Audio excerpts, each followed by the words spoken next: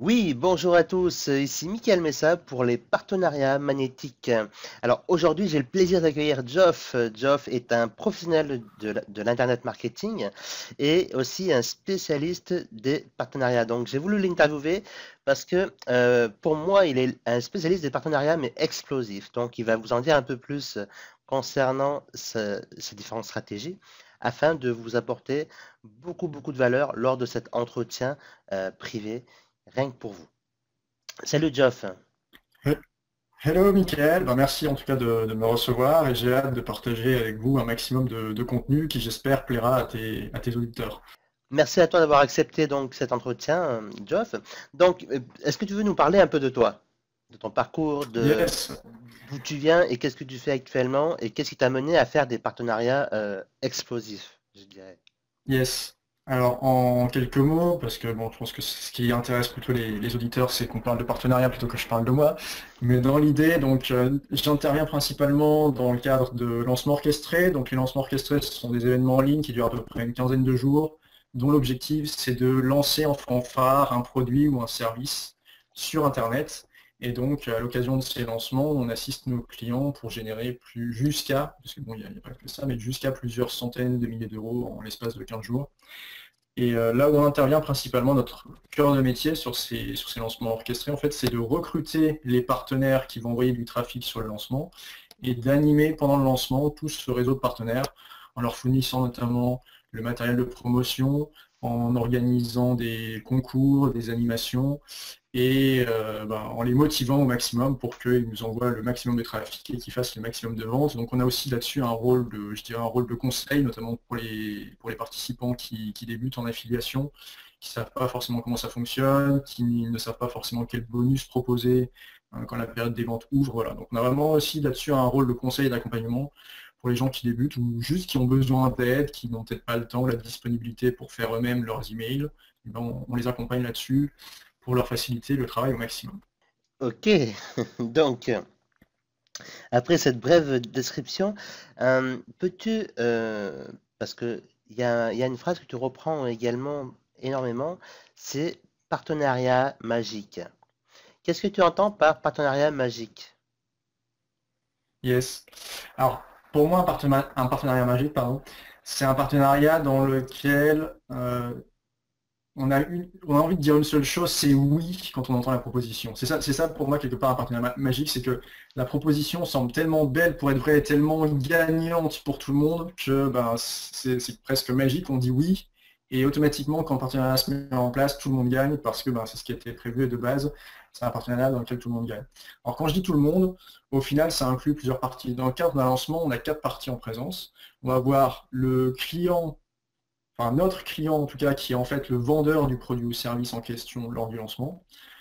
On va avoir donc les partenaires, les affiliés, donc ceux qui vont envoyer du trafic sur le produit ou service du vendeur. Donc ça, c'est les 2 parties côté business, on va dire. Nous, on intervient entre les deux pour fluidifier l'échange entre les partenaires et le vendeur. Et puis il y a un quatrième intervenant qui est le prospect qui va par la suite acheter le produit, donc c'est le quatrième intervenant. Et en fait, on essaie vraiment de créer des partenariats magiques dans le sens où, sur un lancement, ces 4 intervenants doivent être gagnants. Donc la personne qui achète le produit ou le service, elle doit être gagnante parce qu'elle y trouve de la valeur, elle voit de la qualité dans ce qu'elle va acheter. D'ailleurs, même si elle n'achète pas, donc si elle reste au stade de prospect, elle doit déjà trouver de la valeur dans le contenu gratuit qu'on va apporter lors du lancement. Donc voilà, ça c'est pour la première partie. Le deuxième partie qui va être le partenaire, je dirais, il faut que lui il s'y retrouve dans le sens où voilà, quand il va participer à ce lancement, il va non seulement apporter de la valeur à sa liste parce qu'il va partager un événement qui apporte beaucoup de contenu gratuit à ses prospects. Donc souvent les prospects, quand un lancement est bien mené, ces prospects qui sont sur ces listes, pardon, le remercient d'avoir fait la promo de l'événement parce qu'ils ont appris plein de choses intéressantes lors du lancement. Et puis à côté de ça, le partenaire, il va gagner des lots, il va gagner des commissions, donc il y a un intérêt quelque part financier, ou en tout cas s'il n'est pas financier, il y a une sorte de réciprocité qui va s'installer, ou un échange de bons procédés qui fait que voilà, le partenaire est gagnant quelque part. Alors, ensuite, donc le vendeur, lui, ce qui semble évident, c'est qu'il va vendre, donc c'est là où c'est un deal gagnant pour lui, mais il y a d'autres facettes qu'on qu'on n'envisage pas forcément sur un lancement, c'est qu'il va faire le plein de prospects à moindre coût. Donc ça, c'est vraiment un gros aspect gagnant pour le vendeur. Et surtout, il va faire le plein de partenaires qu'il va pouvoir ressolliciter sur d'autres opérations. Donc il faut vraiment voir ça comme une opération sur le long terme. C'est pas juste un coup, on fait des ventes et après on se barre dans la nature avec l'argent. On essaie vraiment de mettre en place des deals qui sont gagnants pour tout le monde à court et à long terme. Et enfin, la dernière partie en présence, du coup, c'est notre équipe, puisque on fait tout ce qui est recrutement et animation de partenaires. Et donc, on prend tout simplement notre part du gâteau là-dessus. Donc voilà, c'est ce que j'appelle un partenariat magique, c'est-à-dire qu'il y a 4 intervenants en général dans les lancements, et ces 4 intervenants-là sont gagnants sur l'opération, et tout le monde est content d'avoir fait cette opération à la fin. Waouh! Est-ce que ça répond à ta question? Effectivement, tu as parfaitement répondu à ma question. D'ailleurs, voilà, il n'y a aucun problème. Et quand donc il y a un point sur lequel j'aimerais revenir parce que tu as dit voilà, on a la solution hein, pour que le partenaire réponde oui dans la plupart du temps.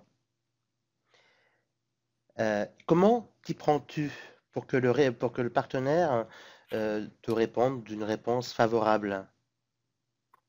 Alors, comment est-ce qu'on peut faire en sorte que notre partenaire réponde oui facilement? Enfin, ce que j'appellerais moi les facteurs de oui. Il y en a plusieurs. Alors, je vais citer ceux qui me viennent comme ça en tête spontanément.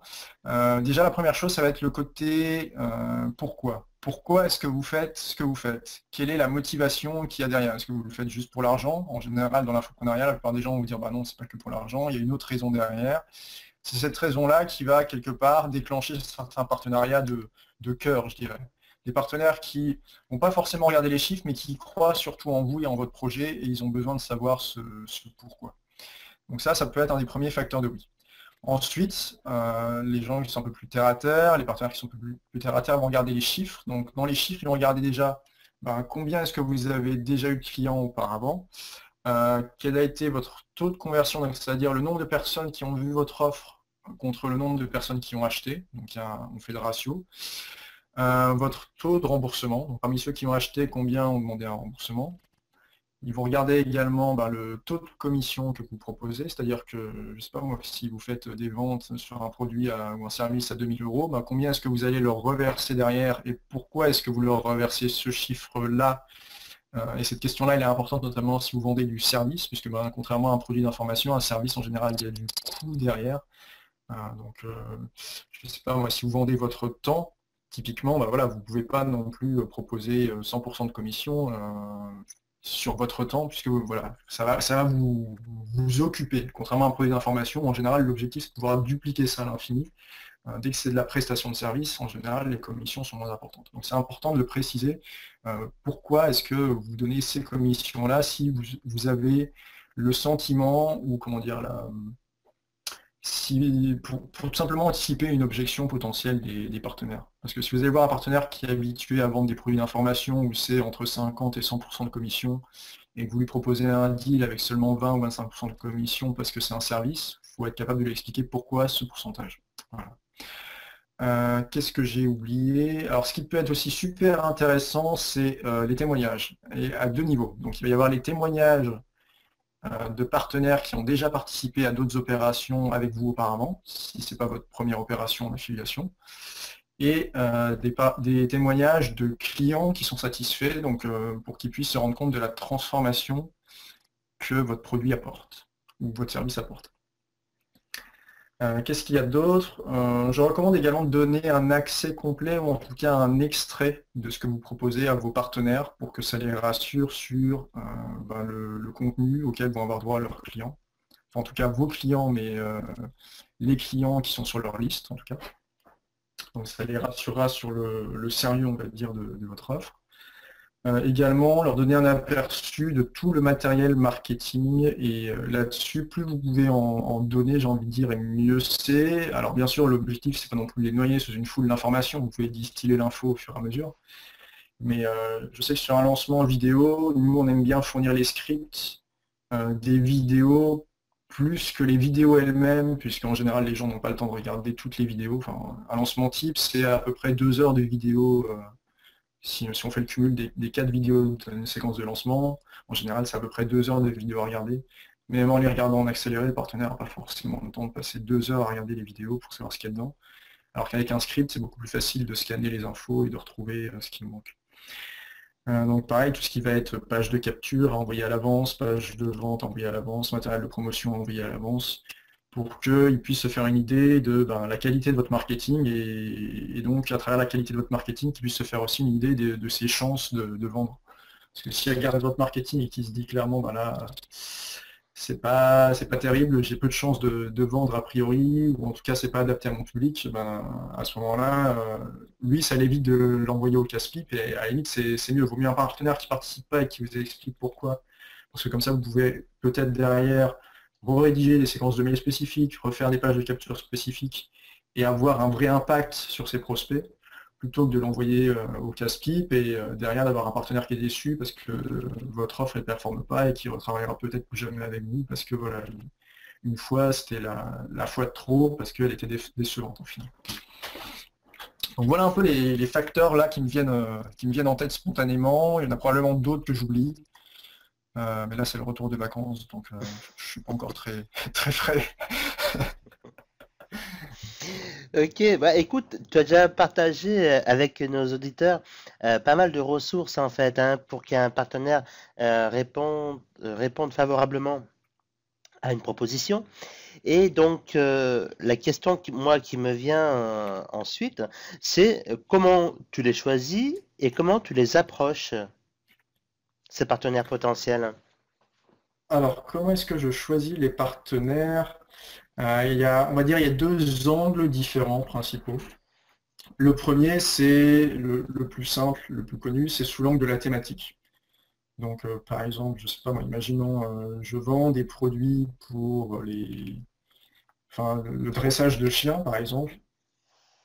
Et ben, j'aurais intérêt à m'adresser à des partenaires qui ont une liste, ou en tout cas un site sur la même thématique, donc les animaux, plus spécifiquement s'ils ont quelque chose sur les chiens à proprement parler, c'est encore mieux. Donc ce serait plutôt un ciblage voilà, par thématique.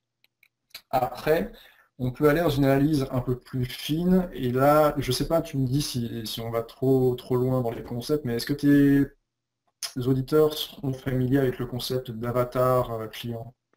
Oui, je pense en tout cas qu'il va être intéressant puisque j'en parle brièvement dans la formation partenariat magnétique. D'accord. Donc juste en quelques mots, pour ceux qui ne sauraient pas ce que c'est qu'un avatar client, en gros c'est le profil type de votre client. Donc ça peut être un homme entre 34 et 45 ans, marié, 2 enfants, salarié, dans une boîte privée, membre, je sais pas. Enfin après on peut aller vraiment très très loin dans la constitution d'avatar client. L'objectif c'est que ça décrive votre client moyen, entre guillemets, pas dans le sens péjoratif du terme, mais dans le sens en général, quel est le profil que vous retrouvez le plus souvent parmi vos clients. Et donc, partant de ce profil type, si vous avez cette information, mais c'est pas toujours évident, puisque par exemple les gens qui débutent et qui ont un nouveau projet, à ce stade, ils ont bien souvent pas de clients. Donc une des raisons pour lesquelles ils cherchent des partenaires, justement, c'est qu'ils ont pas encore de clients, pas encore de liste, pas encore assez de trafic, et donc ils comptent sur les partenaires justement pour pouvoir tester leur offre. Donc voilà, à ce stade, si vous en êtes, à ce stade, justement l'avatar client, c'est peut-être quelque chose sur lequel vous aurez du mal à trouver des infos, donc peut-être à ce moment-là juste cibler par thématique. Par contre, si vous avez du recul sur votre produit, ce qui est intéressant avec l'avatar, c'est que vous allez pouvoir envisager d'autres niches, d'autres secteurs d'activité, d'autres partenariats que juste sur votre thématique. Imaginons que voilà, il y ait quelqu'un au hasard, ça peut être un e-commerçant, typiquement, il va avoir toute une base de données qui va pouvoir segmenter par tranche d'âge, par catégorie de revenus peut-être, par sexe, homme, femme, par centre d'intérêt, jardinage, il a acheté des produits pour les chiens et ainsi de suite. Et donc vous pouvez aller voir des partenaires qui sont super généralistes, mais qui ont des bases avec suffisamment de critères pour pouvoir justement restreindre et mailer que sur la partie qui va vous intéresser. D'ailleurs, j'avais vu il y a très peu de temps, c'était quoi? C'était au salon e-marketing, une solution comme ça de marketing où euh, la boîte vous proposait de mettre des flyers dans les colis des e-commerçants qui correspondent justement au ciblage que vous avez défini avec eux à l'avance. Donc par exemple, tous les gens qui achètent des paquets de croquettes de chiens, vous pouvez leur laisser leur flyer, enfin votre flyer, dans leur colis. Et quand ils vont recevoir leur paquet de croquettes, hop, ils vont voir votre flyer, ils vont voir votre offre qui est dessus. Donc voilà, c'est un exemple, un autre exemple de ciblage. Je dirais c'est plus par profil type. Et là, on peut aller très très loin. Peut-être que vous pouvez aller taper dans une niche qui n'a rien à voir, l'immobilier. Mais si vous savez que statistiquement l'avatar client est identique à celui que vous avez pour le dressage pour chien, ben, ça peut fonctionner. Ok, super, merci d'avoir approfondi donc avec l'avatar client comment approcher les partenaires selon sa thématique et selon différentes ressources que tu utilises. C'est vraiment génial. Et donc, je vais en profiter pour rebondir parce que souvent, je reçois des mails de personnes qui débutent où on m'interpelle lors des conférences, lors des séminaires, lors des entretiens. On me dit, voilà, Mika, je démarre sur Internet, j'ai un produit, mais le problème qu'il y a, c'est que je n'arrive pas à trouver de partenaire pour lancer mon produit. Donc, Geoff, quel conseil donnes-tu à ceux qui démarrent en prenant le moins de risques possible vis-à-vis d'un partenaire? Parce que effectivement, si tu vas avoir tout de suite un partenaire qui peut t'intéresser, mais que tu te plantes avec lui, toi, ça peut être un peu à double tranchant. Si tu réussis, tant mieux, mais si tu te plantes, waouh, ici c'est là c'est un peu le désastre, quoi. Pour quelqu'un qui démarre et qui manque un peu de confiance et de maturité dans ce sens-là. Donc, quel conseil, toi, tu donnerais à celui qui démarre? Donc du coup, par rapport au partenariat, quand on débute, comme je disais tout à l'heure, pardon, le pourquoi va vraiment être important quand vous démarrez de zéro et que vous n'avez pas de budget, que votre seule option, c'est les partenariats. Parce que il faut quelque part, votre obligation là-dessus, c'est d'avoir un partenaire de cœur, si vous voulez pouvoir décoller. Quelqu'un qui croit vraiment à votre projet et qui va se dire, OK, ton truc m'intéresse, on va faire un test, j'envoie sur une partie de ma liste et on voit comment ça réagit. Si ça prend, bah, tant mieux. Si ça prend pas, et là il y a plusieurs cas de figure, ça va être ben, tant pis. Ou si ça prend pas, ben, on ajuste et on finira bien par trouver quelque chose qui fonctionne. Donc ça c'est un peu je dirais le marketing de l'espoir avec les partenaires. C'est bien si ça marche, mais ça ne s'adresse pas à tout le monde et peut-être que ça ne marchera pas dans votre cas parce que vous n'aurez pas sur la thématique de partenaires qui sont prêts à faire ce saut avec vous, ce saut de la foi. Et peut-être que bah, vous démarrez sur une thématique où il n'y a pas encore de partenaire, c'est possible aussi. Il y a des thématiques toutes jeunes où il n'y a encore pas suffisamment de partenaires, ou en tout cas avec des bases suffisamment qualifiées pour pouvoir tester sur suffisamment de volume et pouvoir dire ok, ça on sait que ça marche, on fonce, ou au contraire, ça on a testé sur suffisamment de volume, on sait que ça marche pas du tout, donc il faut prendre soit le problème d'une autre manière, soit il faut complètement laisser tomber. Donc ça, c'est la première approche. La deuxième, celle que je vous recommanderais, même avant de contacter un partenaire de cœur, c'est quand même de faire l'effort d'investir un minimum, quelques centaines d'euros, voire 100 euros, même si vous avez 100 euros sous la main, dans de la publicité, pour tester l'intérêt du marché pour votre produit ou votre thématique. Et là-dessus, ben, Facebook est une bonne plateforme puisque ça vous permet d'accéder à la publicité facilement et pas cher. Donc vous pouvez tester rapidement plusieurs idées de contenu, de produits ou d'offres. Et vous n'êtes pas obligé d'aller jusqu'à la partie récolter des prospects, faire des ventes. Ce qui vous intéresse surtout en premier lieu, c'est de voir si ça intéresse les gens, si les gens déjà cliquent. C'est déjà un bon signal. Et je me souviens dernièrement, j'avais fait un test, c'était quoi? C'était fin d'année dernière, pour savoir si les gens étaient intéressés par exemple, le copywriting, la technique, la vidéo. Enfin, je sais plus, j'avais testé 6 thématiques comme ça. Et il n'y en avait au final que 2 qui performaient bien sur les 6. Ça m'avait permis justement d'axer mon prochain produit et mon prochain service sur les thématiques sur lesquelles il y avait déjà un minimum d'intérêt, on va dire. Plutôt que de partir sur des projets où c'était vraiment un secteur de niche, comme j'avais testé un truc, c'était le split testing, donc c'est quelque chose d'assez avancé. Et au final, c'est tellement niché que bon, pour démarrer, il n'y avait pas assez de volume et je ne voulais pas démarrer par ça. Donc ça peut vous donner déjà des pistes de ce sur quoi vous pouvez aller, et au contraire ce que vous devez éviter au démarrage pour pouvoir quand même commencer avec un minimum de volume en termes de vente. Est-ce que ça répond à ta question? Parce qu'il me semble que tout à l'heure, tu avais posé deux questions en une et je sais plus si j'ai pas zappé la deuxième. Non, en fait, c'était dans la question précédente que j'avais demandé comment choisir et approcher son partenaire. Yes, comment approcher? Voilà. Yes. Et du coup, donc, comment approcher ce partenaire de cœur, en fait? Je vais rebondir par rapport à une phrase que tu as dit, chercher un partenaire de cœur. Mais comment trouver et approcher ce partenaire de cœur? Yes. Alors, c'est pas une science exacte, malheureusement, mais il y a plusieurs approches que je peux vous recommander. Bon, il y a l'approche, on va dire, un peu bête et méchante quand vous êtes en phase de prospection, qui est vous regardez tous les sites dans votre thématique. Vous allez le voir sur Google, vous allez le voir sur YouTube, tous les sites qui vous passent par la tête, qui peuvent lister les annuaires, par exemple, si vous êtes dans une thématique où il y a des annuaires qui existent. Et vous listez tous les sites, et pour chaque site, vous essayez de récupérer les coordonnées du webmaster, concrètement. Et ensuite, vous mailez le webmaster pour lui expliquer votre projet et ce que vous proposez dans votre partenariat. Donc ça, c'est l'approche, on va dire, un peu brute de fonderie pour faire du volume et pour défricher rapidement votre thématique, pour savoir qui sont les partenaires potentiellement intéressés ou pas. Après, si vous avez une vision peut-être plus fine, on va dire, de votre marché, et que vous savez ce que fait un tel, ce que fait un tel, ce que fait un tel, et que plus particulièrement sur les 10, il y a ces 5-là avec lesquels vous aimeriez bien travailler. Donc là, on est plus sur une approche en mode sniper, on va dire. Là, l'idée, c'est plutôt d'avoir une approche personnalisée. Donc, si vous avez le numéro de téléphone, vous appelez directement. Si vous avez le Skype, pareil, vous appelez. Si vous n'avez pas le numéro de téléphone, une bonne approche, ça peut être de faire une vidéo YouTube personnalisée pour la personne que vous allez envoyer par email.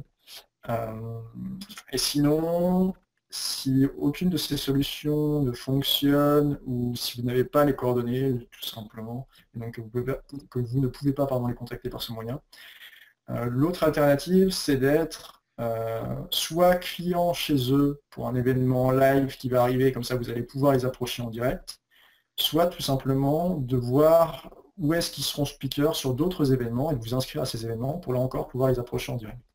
De toute façon, à un moment ou à un autre, si vous voulez rencontrer un partenaire de cœur, vous serez obligé de passer par du direct. Donc quand vous les avez au téléphone ou par email, essayez très rapidement de proposer un rendez-vous et de vous déplacer pour aller les voir, pour leur payer un verre, un dîner, pour pouvoir échanger.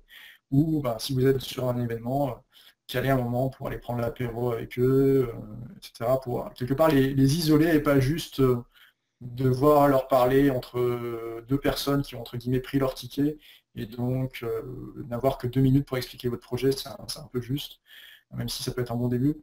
Mais voilà, si vous avez 2 minutes, profitez de ces 2 minutes pour voir comment vous pouvez inciter cette personne-là à vous accorder davantage de temps pour prendre un verre, prendre un déjeuner, et voilà, prendre le temps de faire connaissance et d'échanger. Est-ce que ça répond à ta question? Oui, effectivement. Alors, en plus, tu me diras si toi tu l'envisages comme ça, mais effectivement, un partenaire de cœur, moi comme moi je l'envisage, magnétique, hein, c'est pour ça d'où partenariat en fait magnétique, c'est une personne avec qui tu n'es pas là non plus que pour travailler. C'est-à-dire que tu peux aussi prendre entre guillemets du bon temps avec elle, et comme tu le disais, c'est là où je te rejoins, se faire un resto, aller boire un café ou une boisson. euh, ou même c'est un barbecue. Ça nous est arrivé de faire un barbecue, tu vois. On était, rappelle-toi, Yes. et même avec toi l'année passée, on était une dizaine autour d'une table le dimanche à midi. C'était relativement sympa, quoi, tu vois. Et c'est parce que, Ouais, très clairement. voilà, c'est quand même des moments conviviaux et qui sont très importants et qui aident aussi, alors tu me dis ce que tu en penses, mais qui aident aussi à nouer et à garder le contact sur le long terme, mais sans arrière sans forcément avoir d'arrière-pensée, tu sais. Tu vois, Oui. business is business, quoi. Mm. Yes. Alors effectivement, au démarrage, sur les premières interactions, ça va quand même rester relativement business de mon expérience, c'est-à-dire que voilà, on discute partenariat, qu'est-ce qu'on peut s'apporter mutuellement. Mais plus on va échanger avec la personne et plus vous, quelque part, vous de votre côté, vous allez donner sans vraiment attendre quelque chose en retour. Et plus voilà, il y a cette ambiance de confiance et d'amitié qui va s'installer, qui fait que au bout d'un moment, on se retrouve à délirer au bord de la piscine, à boire des apéros pendant un événement, comme c'était le cas au congrès des infopreneurs récemment.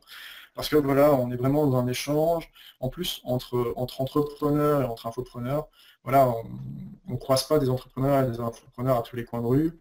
Et c'est un milieu, je ne vais pas dire particulier, mais des fois on ne se sent pas forcément compris des gens qui sont salariés, qui sont dans leur boulot et qui font leurs horaires et ça leur suffit pour décrocher leur paye. Donc là, on se retrouve vraiment entre personnes qui sont motivées quelque part au résultat, puisque s'ils ne font pas de résultat, leur boîte coule.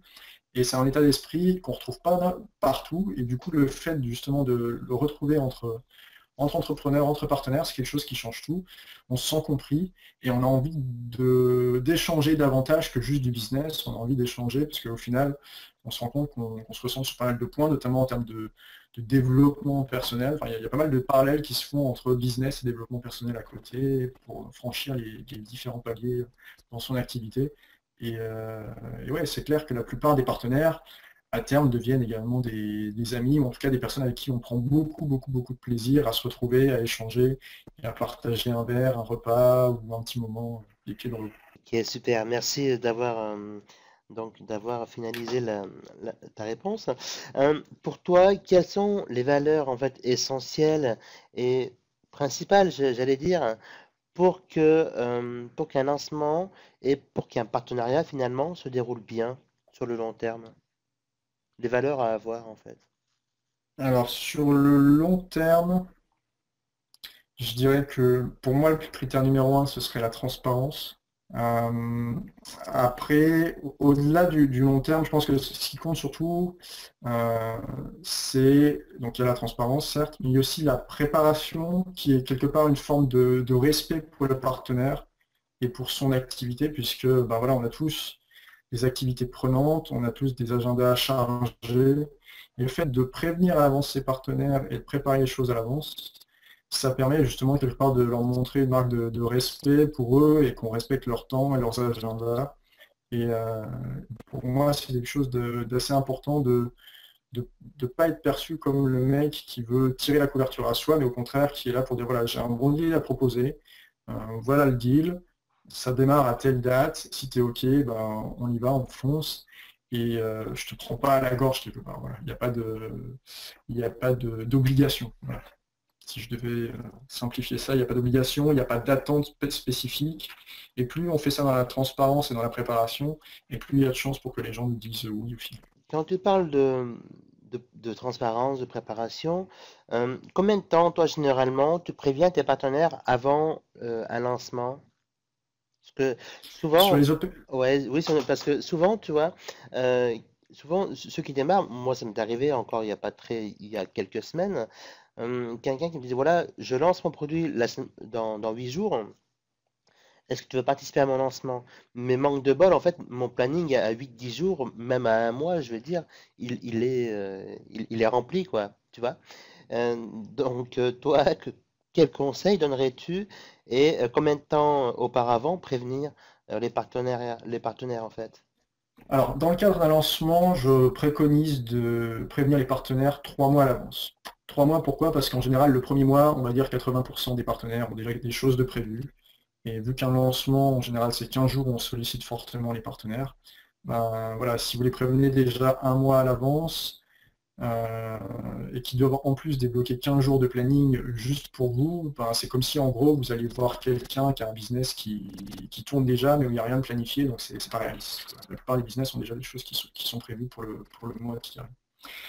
Euh, la- 2 mois à l'avance, ça commence à être plus intéressant puisque on est quand même dans un métier, je dirais, relativement neuf, l'infoprenariat, et on est à une phase où le métier commence à s'industrialiser, mais il y a encore beaucoup de personnes qui gèrent ça, on va dire, à vue. Et donc le planning est prévu pour un mois, mais pour 2 mois, ça devient un peu plus rare. Et donc, du coup, l'idéal, c'est de se positionner 3 mois à l'avance. Comme ça, vous êtes quasiment certain que 9 personnes sur 10 n'auront rien de prévu 3 mois à l'avance. Et ce ne sera pas un problème de planning. Si ça ne peut pas se faire, ce sera forcément autre chose. Donc, ce que je vous propose, c'est de prévenir vos partenaires 3 mois à l'avance dans le cadre d'un lancement orchestré. Si, bien sûr, vous ne pouvez pas, faites avec ce que vous pouvez. Je sais par exemple, nous, des clients viennent nous voir, il faut que ce soit dans le mois qui vient ou dans les 2 mois qui viennent, donc on n'a pas le choix, on s'adapte. On essaye éventuellement de négocier quelques jours de délai. Mais voilà, il y a des fois où vous n'avez juste pas le choix. Dans ce cas-là, ce qui pourrait être intéressant, c'est de proposer une seconde date, soit immédiatement dans la foulée, soit d'entrée de jeu, en disant voilà, la date officielle du prochain, c'est celle-ci. Si vous n'êtes pas disponible, il y a une seconde date qui est prévue et vous pouvez déjà marquer votre calendrier. Comme ça vous permet de faire un seul recrutement pour 2 lancements dans l'année, donc ça permet aussi d'être plus efficace. Maintenant, si on parle de lancements, mais qui ne sont pas des lancements orchestrés, c'est-à-dire, par exemple, vous lancez un nouveau produit ou service, mais juste via une page de vente, comme ce qu'on fait par exemple en ce moment sur mon équipe info, à ce moment-là, c'est plus facile, on va dire, de s'insérer dans le planning, puisque grosso modo, votre partenaire a besoin juste de shooter un mail et les prospects arrivent direct sur la page de vente, ils achètent ou ils n'achètent pas, et c'est tout. Grosso modo, après, c'est le vendeur qui fait le suivi, et le partenaire n'a plus rien d'autre à faire de son côté. Donc là, c'est peut-être plus simple de s'insérer dans un planning, donc entre 1 et 2 mois, ça me semble faisable. Mais là encore, je dirais par respect pour le partenaire, plutôt vous prévenez à l'avance, moins vous leur mettez le couteau sous la gorge et plus vous leur facilitez le travail, puisque eux, derrière, ça leur permet de s'organiser. Soit personnellement, si c'est encore eux qui font leurs envois sur leur mailing list manuellement, j'ai envie de dire, soit de s'organiser auprès de leurs équipes, le temps que voilà, ils transmettent les modèles de mail, qu'ils choisissent le modèle de mail qu'ils vont sélectionner pour le shoot, qu'ils le programment, et ainsi de suite. Ça peut demander quelques jours de délai, voire quelques semaines, parce que vous n'êtes pas forcément non plus prioritaire par rapport à ça. Peut-être qu'il voudra favoriser votre partenaire ses propres produits ou services avant de favoriser ceux des partenaires. Donc voilà, grosso modo, les ordres de grandeur, on va dire, pour contacter les partenaires à l'avance. Bon, bah écoute, cet entretien privé, waouh, tu as partagé pas mal d'informations vraiment très intéressantes et très enrichissantes. En tout cas, tu as apporté vraiment beaucoup de valeur à à cet entretien privé et ça, je t'en remercie sincèrement, Geoff. Hum, Veux-tu rajouter donc donc cet entretien touche à sa fin, mais avant de se quitter, veux-tu rajouter une dernière chose avant de terminer? Écoute, qu'est-ce que je pourrais rajouter éventuellement? Ce qui, à mon sens, est ignoré, enfin pas ignoré, mais largement survolé, ce sont les rencontres en présentiel.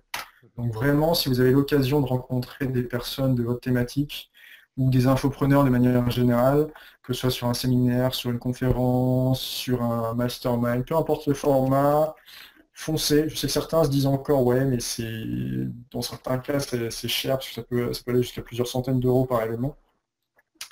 Mais au final, quand vous êtes dans une démarche où vous cherchez des partenaires, en fait, un seul partenaire va déjà potentiellement vous apporter plusieurs milliers d'euros de chiffre d'affaires. Et c'est du chiffre d'affaires que vous ne feriez pas. C'est du chiffre d'affaires que, si vous ne faites pas ce chiffre d'affaires-là, en plus, votre activité va croître beaucoup plus lentement. Donc voilà, il n'y a pas de secret pour moi. On est obligé d'investir à un moment si on veut pouvoir récolter les fruits derrière. Et je crois d'ailleurs que c'est Laurent Chenot qui répète cette phrase régulièrement, qui est pour faire de l'argent, enfin il faut de l'argent pour faire de l'argent, ou quelque chose de similaire. Mais l'idée là, c'est que sans investissement, vous allez avancer beaucoup, beaucoup, beaucoup plus lentement, puisque le seul investissement que vous pourrez vous permettre, c'est du temps. Et du temps, par définition, il est très très très limité. Et quand on débute, en plus, on a tendance à pas être efficace sur ce temps-là. Donc on a tendance à mal l'investir, ou en tout cas à l'investir aux endroits qui ne sont pas forcément les plus pertinents pour notre activité. Donc voilà ce que j'ai envie de partager avec les auditeurs. Si d'aventure ils ont besoin justement de personnes pour organiser leur lancement ou en tout cas pour recruter des partenaires, ils peuvent retrouver notre kit de démarrage sur abcvita.com. Et en tout cas, moi, je serais ravi d'échanger avec eux sur le prochain événement si on se croise. Et peut-être justement, ce sera un événement que toi, tu organiseras, Mika, parce que je sais que tu organises régulièrement des événements. Effectivement, ben, un peu comme, oui, un peu comme toi, on organise des événements en région, plutôt en région, effectivement. Yes. Et voilà. Mais ici, je me suis lancé un challenge, c'est de faire le tour de France, en fait, des petits déjeuners des entrepreneurs. Voilà. Yes, cool. Bah Voilà. écoute, j'ai hâte d'en savoir plus. Ouais. Eh ben écoute, Geoff, je te remercie encore beaucoup d'avoir répondu à toutes ces questions. Merci à vous d'avoir Bah, écouté. merci à Voilà. toi. Merci à vous aussi, chers auditeurs, auditrices, de nous avoir écoutés, voilà, si vous avez des questions à poser, n'hésitez pas à les poser, envoyez un mail qui se trouve juste en dessous de la vidéo et je les transférerai à Geoff ou aux différents experts qui sont intervenus. Donc, en tout cas, au bout de 24 heures, vous retrouverez cet entretien privé avec Geoff au sein de Partenariat Magnétique, hein, qui est la formation qui est délivrée online et en présentiel et aussi. Donc, je souhaite beaucoup de succès à vous. Merci encore à Geoff. Beaucoup de succès à toi et continue bien, quoi, parce que tu es déjà bien parti. Donc, continue bien sur ta lancée et à très bientôt. Bye bye. Merci, à très bientôt et bon partenariat magnétique à tout le monde.